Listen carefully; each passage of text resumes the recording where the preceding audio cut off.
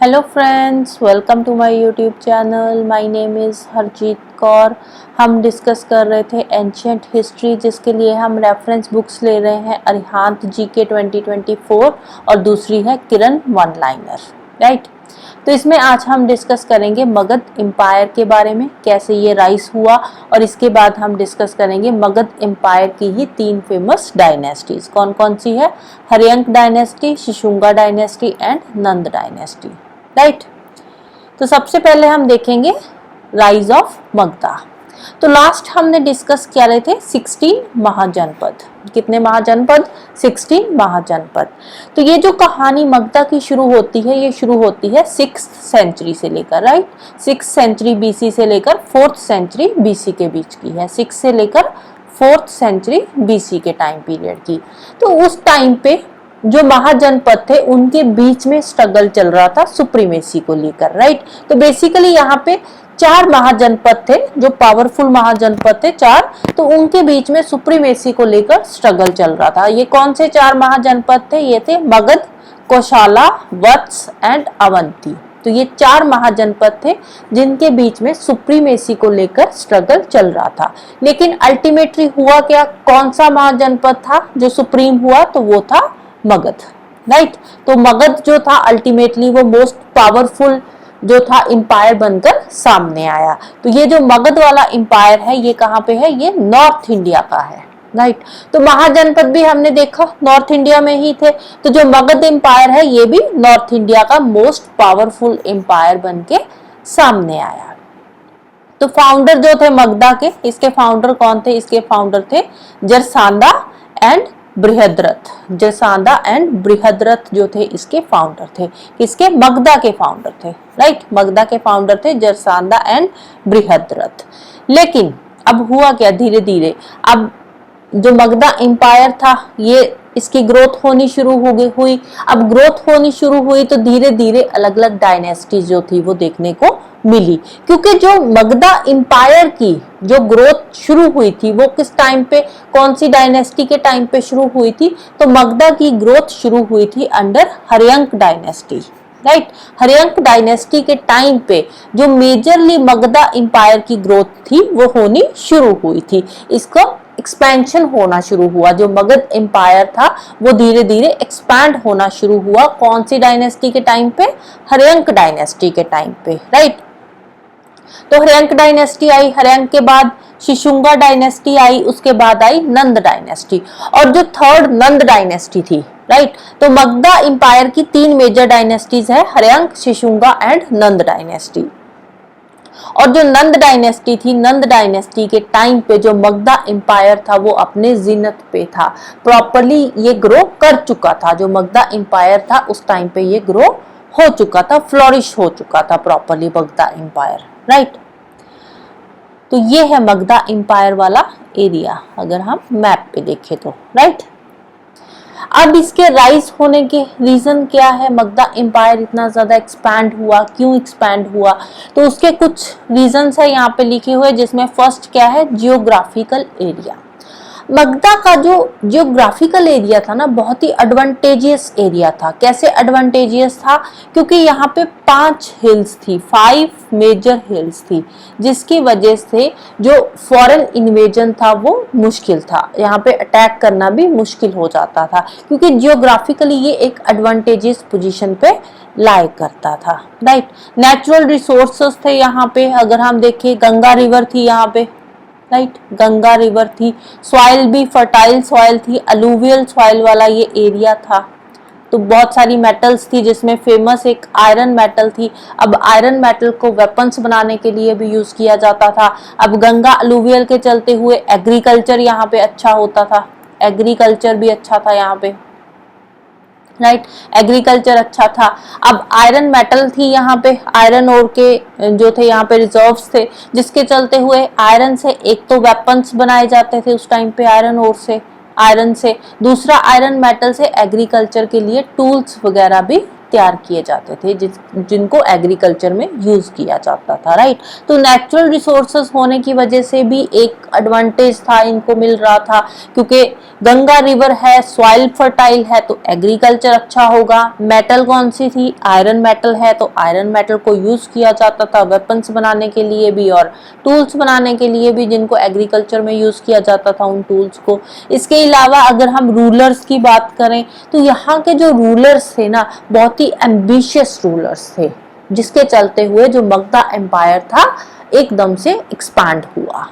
तो मगधा जो रूलर्स थे वो उन्होंने फर्स्ट टाइम एलिफेंट्स को यूज किया था वॉर में, राइट। मगधा जो रूलर्स थे उन्होंने फर्स्ट टाइम एलिफेंट्स को यूज किया था, लार्ज स्केल में एलिफेंट्स को यूज किया था वॉर्स में, राइट। तो फर्स्ट टाइम यूज हुआ था, तो इम्पोर्टेंट है। इसके अलावा कुछ ग्रीक सोर्सेस है जिनसे हमें पता चलता है कि जो नंद थे ना, नंद के पास 6000 एलिफेंट्स थे। 6000 एलिफेंट्स की इन्होंने एक आर्मी मेंटेन कर रखी थी नंद रूलर्स ने, राइट। तो मगधा एम्पायर 3 डायनेस्टीज है, Haryanka dynasty, Shunga dynasty and Nanda dynasty. Haryanka dynasty के 3 फेमस रूलर्स है। कौन कौन से हैं? पहला आता है बिंबिसारा, बिंबिसारा के बाद आता है अजातशत्रु और अजातशत्रु के बाद आता है उदयन। तो कौन से 3 रूलर्स है? बिंबिसारा, अजातशत्रु एंड उदयन। हर्यंक डायनेस्टी के ये 3 जो है मेजर रूलर्स है, बाकी कुछ वीक रूलर्स थे, राइट। तो जो स्ट्रॉन्ग रूलर्स है वो कौन कौन से थे? बिंबिसारा, अजातशत्रु एंड उदयन, राइट। तो हर्यंक डायनेस्टी के BAU, राइट, BAU से आप इनको याद कर सकते हो, हर्यंक डायनेस्टी के तीनों रूलर्स। फिर आती है शिशुंगा डायनेस्टी। इसके फाउंडर जो थे वो तो शिशुंगा ही थे, शुंगा डायनेस्टी के, और इसके अलावा एक आए थे काल अशोक। दूसरे रूलर कौन है? काल अशोक। शुंगा एंड काल अशोक 2 रूलर्स है शिशुंगा डायनेस्टी के।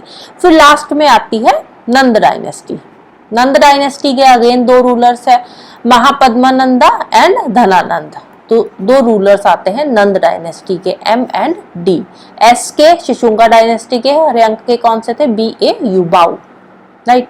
तो ये 3 डायनेस्टीज है और इनके जो स्ट्रॉन्ग रूलर्स है वो मैंने आपको एक बार बता दिए। तो अब इनको हम देखते हैं डिटेल में। सबसे पहले आती है हर्यंक डायनेस्टी। अब जो हर्यंक डायनेस्टी है ना, इसके बारे में महाभारत में भी मेंशन है, right. The epic Mahabharata has provided information about the early period of Magadha. Magadha का जो अर्ली पीरियड है उसके बारे में महाभारत में भी कुछ इंफॉर्मेशन दे रखी है। अब हमने देखा जो मगधा थे, मगधा के जो फाउंडर थे वो कौन थे? जरसांध एंड बृहद्रथ, राइट। तो ये जो दोनों रूलर्स थे ना, ये महाभारत के पीरियड के रूलर थे। जब महाभारत हुई थी ना, तो उस टाइम पे ये मगधा पे रूल करते थे। और हम बात करें अगर अर्ली पीरियड की, तो अर्ली पीरियड के टाइम पे जो मगधा की कैपिटल थी वो कौन सी थी? वो थी Girivraja, Girivraja, right. Early period में उस टाइम पे जो मगधा की कैपिटल थी वो कौन सी थी? गिरिव्रज मगधा की कैपिटल थी, राइट। तो ये थी थोड़ी सी मगधा के बारे में जो पुरानी इंफॉर्मेशन महाभारत के टाइम पे। महाभारत के टाइम पे मगधा के रूलर कौन थे? उस टाइम पे अर्ली टाइम पे मगधा की जो कैपिटल थी वो कौन थी? गिरिव्रज थी, राइट। तो ये अर्ली पीरियड की है जो कैपिटल है। तो अब हम बात करते हैं इनके रूलर्स की, हर्यंक डायनेस्टी की। तो हर्यंक डायनेस्टी के 3 स्ट्रॉन्ग रूलर्स है, बिंबिसारा, अजातशत्रु एंड उदयन। बिंबिसारा का टाइम पीरियड है 544 से लेकर 492 BC के बीच का। अजातशत्रु 492 से 460 BC है और उदयन का 460 से 444 BC का टाइम पीरियड है। तो एक एक करके रूलर्स को देखते हैं। सबसे पहले रूलर थे बिंबिसारा। अब हर्यंक डायनेस्टी को इस्टेब्लिश किसने किया था? बिंबिसारा ने, राइट। हर्यंक डायनेस्टी को इस्टेब्लिश किसने किया था? बिंबिसारा ने किया था। इंपॉर्टेंट है, याद रखना है। बिंबिसारा का टाइम पीरियड 544 से लेकर 492 BC का है, राइट। तो अब हमने देखा कि जो मगधा एम्पायर था वो सराउंडेड बाय 5 हिल्स था। तो इसकी जो कैपिटल थी मगधा एम्पायर कि वो थी राजगीर। कैपिटल क्या थी? राजगीर। और राजगीर जो कैपिटल इन्होंने बनाई थी ना, वो इसीलिए बनाई थी क्योंकि ये सराउंडेड था बाय 5 हिल्स, क्योंकि इसके आसपास 5 बड़ी बड़ी हिल्स थी, जिसकी वजह से इस पे अटैक करना मुश्किल था मगधा एम्पायर पे। तो ऊपर से इन्होंने कैपिटल भी ऐसी जगह बनाई जहां पे कि अटैक करना बिल्कुल ही मुश्किल था, राइट। तो Rajgir was the capital of the state surrounded by 5 hills. Bimbisara throne पे बैठा था 544 बीसी में। तो गौतम बुद्ध के ये कंटेम्परेरी थे। कंटेम्परेरी का मतलब क्या होता है? कंटेम्परेरी का मतलब होता है कि जिस टाइम पीरियड पे गौतम बुद्ध थे उसी टाइम पीरियड पे बिंबिसारा भी रूल करते थे, मतलब दोनों एक टाइम पे दोनों ने रूल किया है, राइट। तो किसके कंटेम्परेरी थे ये? गौतम बुद्ध और महावीरा दोनों के कंटेम्परेरी थे। और ये पहले ऐसे किंग थे, बिंबिसारा जो थे ये पहले ऐसे किंग थे जिनकी अपनी स्टैंडिंग आर्मी थी, राइट। तो पहले ऐसे किंग थे जिनकी अपनी स्टैंडिंग आर्मी थी, इसीलिए इनको बोला जाता है सेनैया। क्या बोला जाता है? सेनैया, राइट। तो इंपॉर्टेंट है, याद रखना है। अब ये जो बिंबिसारा थे, इन्होंने अंगा जो किंग थे, अंगा के जो किंग थे ब्रह्मदत्ता, उनको इन्होंने हराया और अपनी पोजीशन को और स्ट्रांग बना लिया।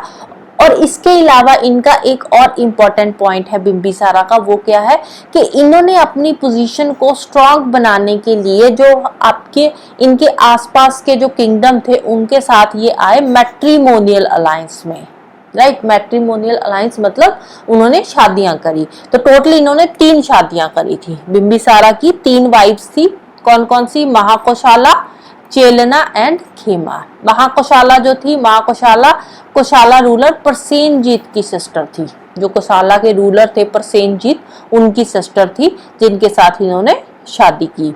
चेलना ये चेतना की सिस्टर थी, लिशाश्वी की प्रिंसेस थी, राइट। जो लिशाश्वी किंगडम था उसकी प्रिंसेस थी और चेतना की ये सिस्टर थी।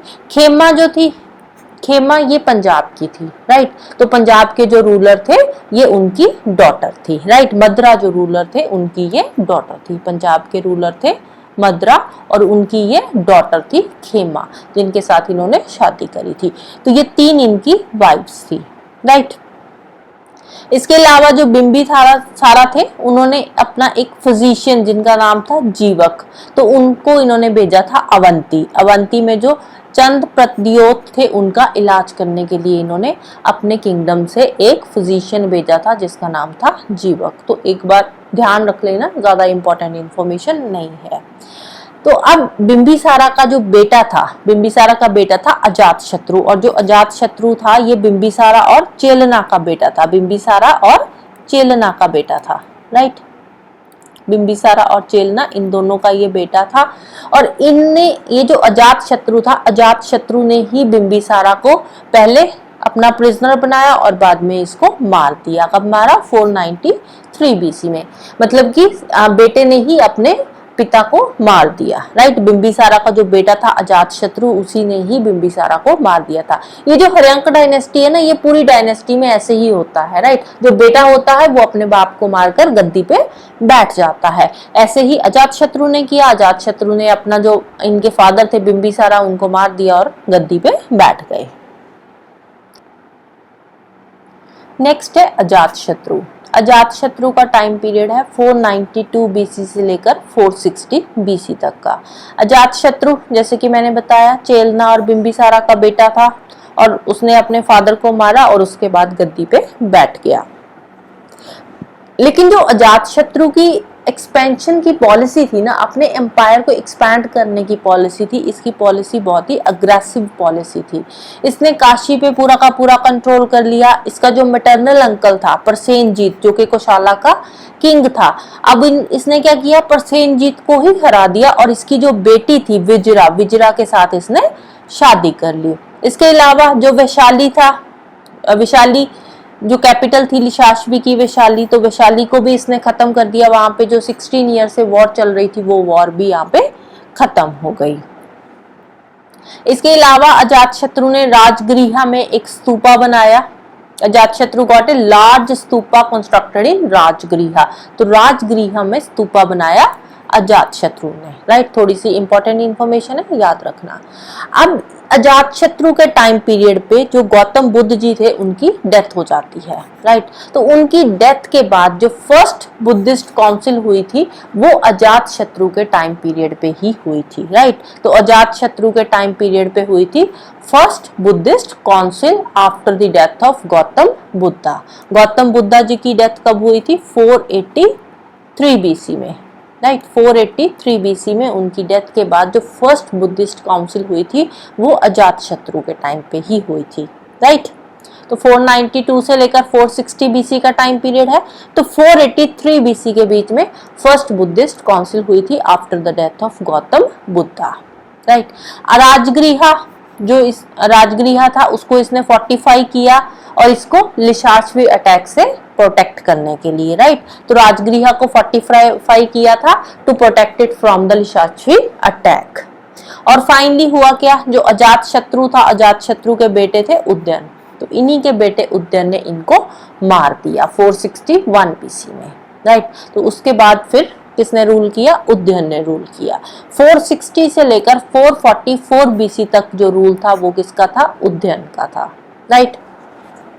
उदयन ने यहाँ पे गंगा और सोन रिवर दोनों मिलती है, उनके कॉन्फ्लुएंस पे इन्होंने क्या बनाया? एक फोर्ट बनाया पाटलिपुत्र में, राइट। पाटलिपुत्र, यहाँ पे गंगा और सोन रिवर दोनों आपस में मिलती है, तो वहां पे इसने बनाया एक फोर्ट। और इसने अपनी जो कैपिटल थी वो भी चेंज कर ली, राइट। पहले राजगृह थी, तो राजगृह से चेंज करके इसने अपनी कैपिटल कौन सी कर ली? पाटलिपुत्र, राइट। तो पाटलिपुत्र में एक फोर्ट बनाया और उसको अपनी कैपिटल बना लिया। पहले कैपिटल राजगृह थी, अब कौन सी हो गई? पाटलिपुत्र हो गई उदयन के टाइम पे।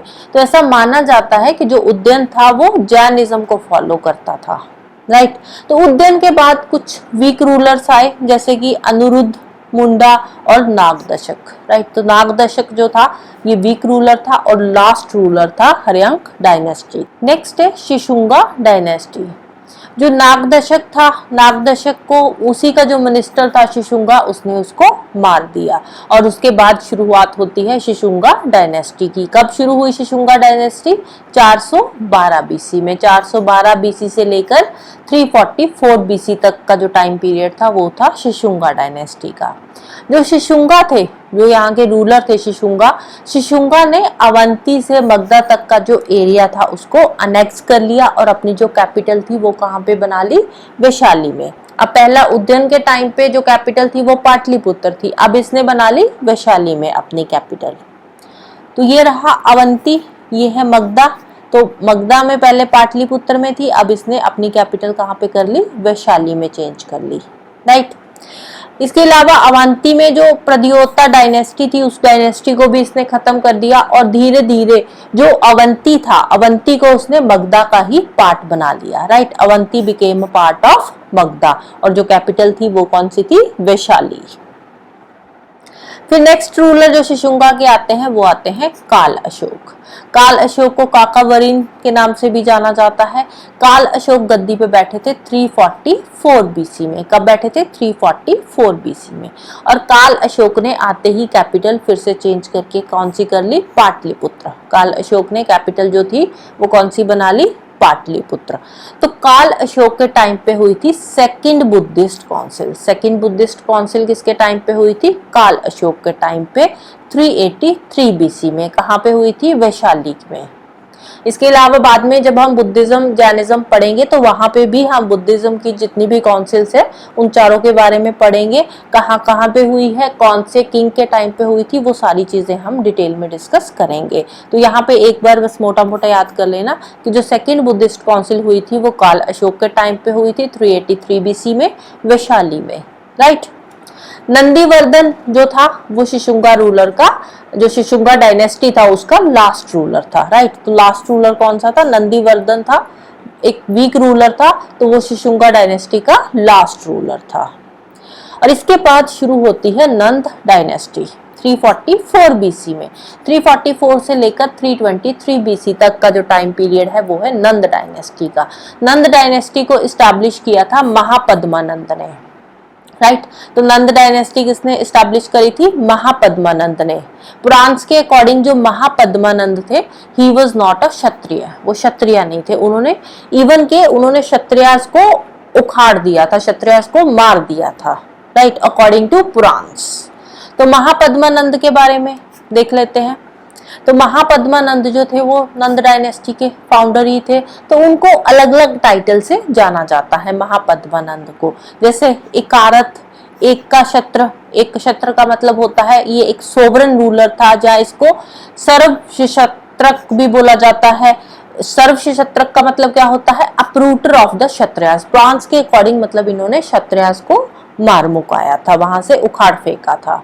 इसके अलावा उग्रसेन के नाम से भी इनको जाना जाता है। उग्रसेन का मतलब होता है ऑनर ऑफ ह्यूज आर्मी, इनकी बहुत बड़ी आर्मी थी।